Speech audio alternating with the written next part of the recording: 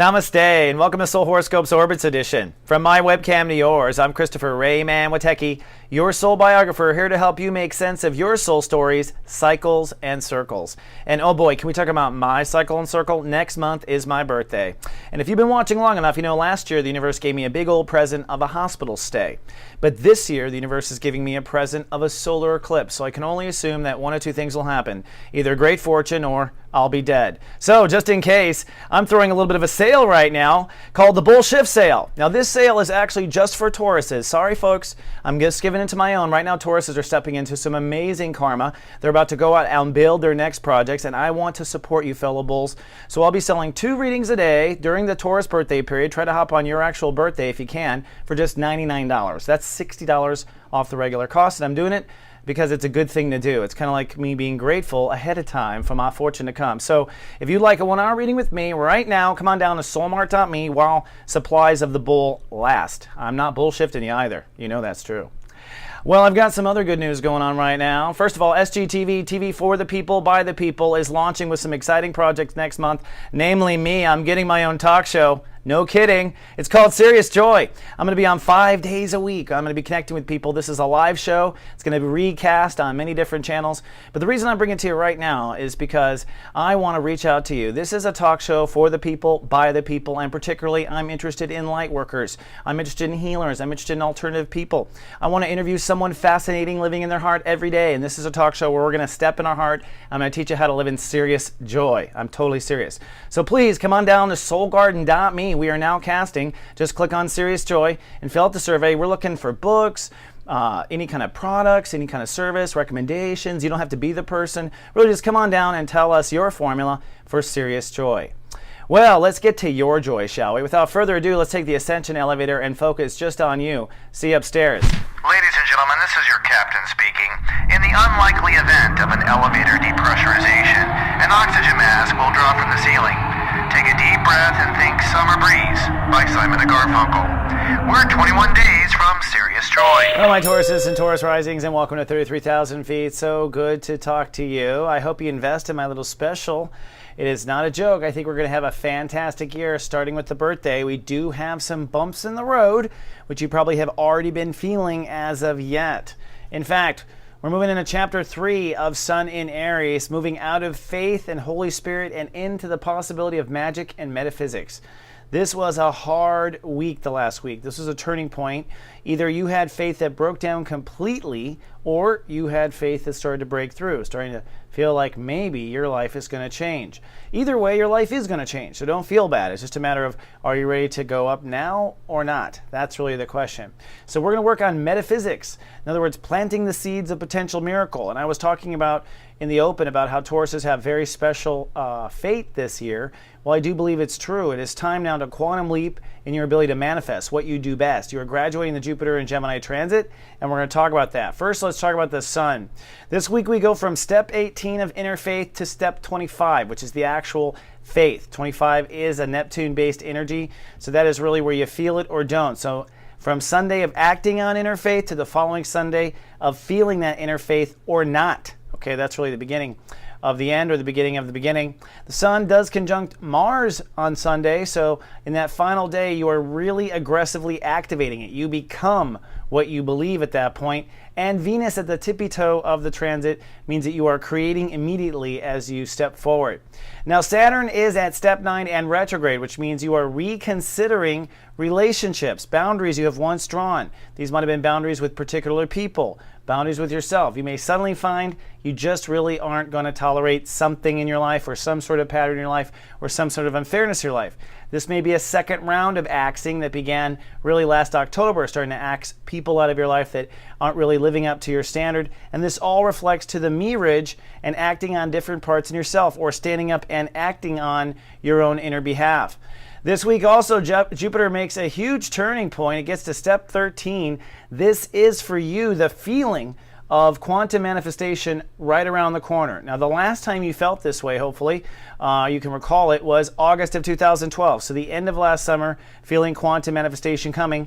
And then before that, April 2001, which is a long time to think about. But actually, think about that. That was the year of 9/11 for those living in the United States. So that was before, the spring before 9/11. Kind of interesting how things change in our mind. All right, so my favorite part of the show, where you learn what is above is also below. And I like to always go from Sunday to Sunday. So let's begin with Sunday now. Sunday, sunny and spiritually aggressive on Sunday. Now, why do I say that? Well, I think because Uranus goes 9 degrees, this is a point where you will either act on your inner faith and leap forward, or you will feel broken down and want to start over with inner faith. So it's a one way or the other. Mars just amplifies all the feelings. So you could have a temper tantrum if you've been repressing anger.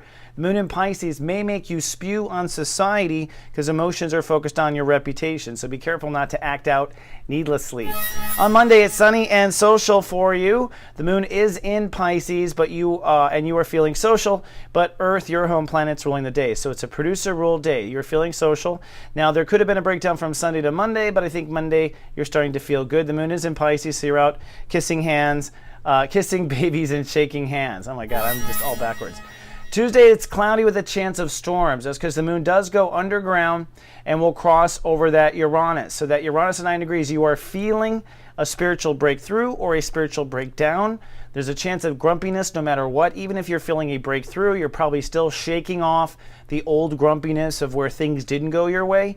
And we're stepping into master shui passion now, where passion is filling your inner faith or not. It's not just a matter of the concept of faith or the idea of peace. Now you're passionately feeling either high faith or no faith. Again, it kind of depends on where people have made decisions, if they followed spirit or not.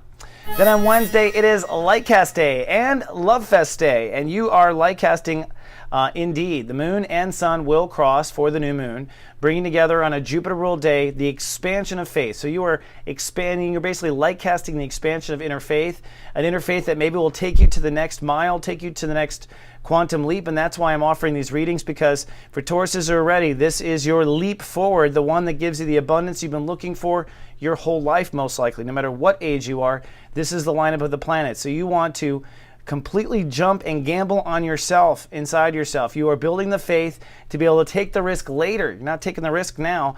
You're saying, I will, and I am prepared to take that risk later. And then Love Fest follows it up. So the moon crosses Venus after that, and that means you can feel the faith you have created or not created. Now, for those who fell absolutely to the bottom in this transit, this Lightcast Day, Love Fest Day, is what picks you back up. So whether you are going to the next level or you are starting over, you are being picked up. The universe is still invested in you, Taurus, even if you made some mistakes, and you're still going to go far. So on Love Fest Lightcast Day, fill your heart with love and envision yourself having no problems because you are supported by the universe.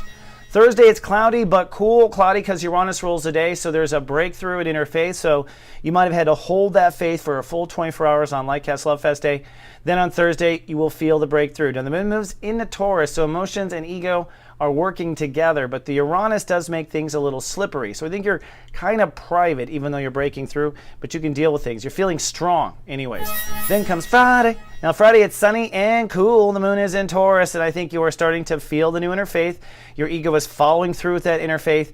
Mercury rules the day, so you are very communicative. This is a great day to connect, to network, etc. You want to feel and run with unlimited possibilities as far as what can happen when it comes to your God-universe connection and how you manifest with that God-universe here on Earth. So I think Friday is a faboo day. On Saturday, it's sunny and valuable. You're basically counting your pennies. Emotions are catching up with you. You are beginning to feel your prices raise on Saturday. Venus ruling the day means you can restore peace to your higher self. You can restore peace to your inner self. This is kind of the calm for you to pull in the storm of manifestation. So it's a fabulous day to begin to plant your crops, basically, for your birthday period. So you want to plant crops that you intend to grow into full crops by your birthdays, really samplings. Little sprouts by your birthday. Go ahead and plant those on Saturday. On Sunday, sunny and manifesting like a mofo, only like a Taurus can. I got to tell you, Neptune rules the day, so you're logged in the higher self. Now, this is the day where you will either feel the faith or not. So if you don't feel the faith, you got some work to do. The transit's not over, but you better get to work. Now, the other aspect of this is you should be feeling the faith, and you should be connecting that faith to material. And that's the whole point. Tauruses are here to be God's service providers in society, and what they do is they connect to higher self, they download from their faith, and they bring and manifest in abundant ways those spiritual types of principles in Taurus, cool stuff. Luxuries, whatnot, luxuries, etc. So the only thing I want to point out is the circle. See the moon crossing Jupiter there? There's a point where through the course of Sunday you feel that expansion of soul capital, you feel that wealth, you feel that abundance. And so I think Sunday can be a very fabulous day for those who are on a path of serious joy.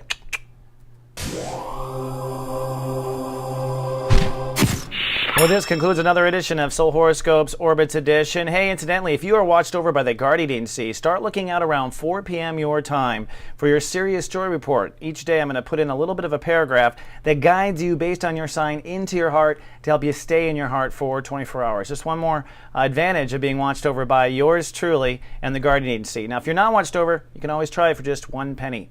Well, that wraps up another fantastic edition. Thank you so much. I love you very much. Come on down and tell us your casting ideas or pitch your ideas. Remember, with Serious Joy at soulgarden.tv. And I'll see you next week. Live, love, be.